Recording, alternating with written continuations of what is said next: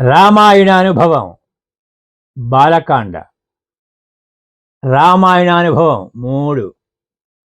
నారద మహర్షిచే ఉపదేశం పొందిన సంక్షేప రామాయణాన్ని మననం చేస్తూ మధ్యాహ్న సమయానికి తమసా నది తీరమునకు తన శిష్యుడైన భరద్వాజునితో కలిసి వెళ్ళెను వాల్మీకి మహర్షి. నిరంతరం రామకథాగానం చేయడం వలన మనసు నిర్మలమైనది. ఆ భావాలే ప్రకృతిలో కనబడ్డాయి. పక్కనే ఉన్న భారద్వాజునితో నదిలో ఉన్న నీటిని చూస్తూ అనేసాడు కూడా, ఓ భరద్వాజ, బురద లేని స్వచ్ఛమైన నీటిని చూసావా? నిర్మలమైన ఉత్తమ మనుజుని వలె ఉన్నది అని చెబుతున్న సమయంలోనే ఆశ్చర్యాన్ని కలిగించే ఓ దృశ్యం మహర్షి కంటబడింది. ఓ క్రౌంచ పక్షుల జంట ప్రేమాతిశయముతో ఒకటిని విడిచి మరొకటి ఉండని స్థితి.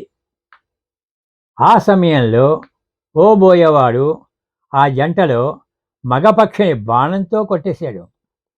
ఆ ప్రదేశం అంతా ఆ పక్షి రక్తంతో నిండినది. ఆడపక్షి తన రెక్కతో విసురుతూ విలవిల్లాడుతూ మగపక్షి చుట్టూ తిరుగుతోంది, దీనంగా రోధిస్తోంది. పక్కనే బోయేవాడు విలంబులతో నిలుచుకొని ఉన్నాడు. అత్యంత అల్ప సమయంలో జరిగిన ఈ దృగ్విషయాన్ని వాల్మీకి కన్నులతో కాక హృదయంతో చూశాడు. అంతవరకు ప్రశాంతంగా ఉన్న మనస్సులో ఒక్కసారి హృదయాంతరాలలో నుండి శోకంతో కూడిన మాటలు తన్నుకొని వచ్చాయి. మానిషాద ప్రతిష్టాంత్వ మగమ శాశ్వతీ సమా యత్ క్రౌంచ మిథునాదేక మమధీ కామమోహితం.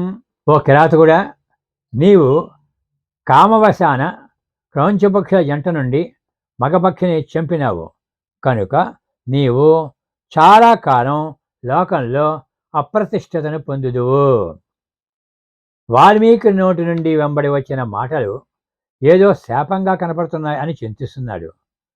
పక్కనే ఉన్న భరద్వాజుడు గురువాకును నిశితంగా చూస్తున్నాడు. 4 పాదాలుగా ఉన్నాయి. ఒక్కో పాదానికి 8 అక్షరాలు ఉన్నాయి. ఒక క్రమబద్ధంగా ఉన్నాయి. గతంలో చదవని విధంగా కనబడుతున్నాయి అని ఆశ్చర్యానికి లోనవుతున్నాడు. అవును, ఈ శ్లోకం ఛందోబద్ధ రచనకు మూలం. మొదట శ్లోకరూప వాంగ్మయం. అది ఆది కావ్యం రామాయణం. ఆది కవి వాల్మీకి. వాల్మీకి రామాయణ రచనకు పునాది. శ్లోకాన్ని పరిశీలిస్తే ఓ శాపంగా కనబడుతుంది. కానీ కావ్య ఆరంభము మంగళవాక్యాలతో మొదలు కావాలి. మరి ఇదేమిటి ఇలా ఉంది అని మన పెద్దలు విస్తుపోయారు, పరికించారు, దివ్యదృష్టితో దర్శించారు. అప్పుడు ఆ శ్లోకమే ఇలా అగుపించింది. మానిషాద,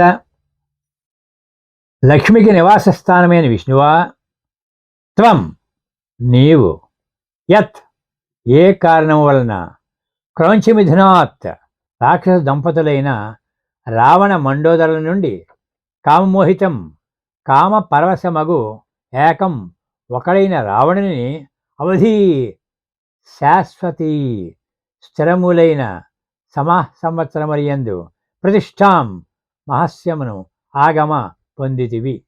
ఓ శ్రీనివాసుడా, రావణ మండోదరులను రాక్షస దంపతుల వద్దకు వెళ్ళి వారిలో ఒకడును, మన్మథ పరవశుడై సీతాదేవిని అపహరించిన వాడును అగు రావణుని చంపితివిగాన నీవు శాశ్వత కాలము మహాస్వము పొందితివి. ఇలా చూస్తే ఒక మంగళకరమైన శ్లోకంగా కనిపిస్తుంది.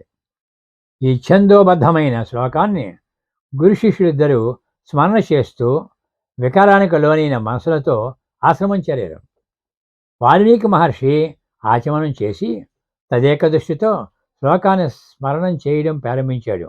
అప్పుడే ఆశ్రమానికి చతుర్ముఖ బ్రహ్మగారు విచ్చేశారు.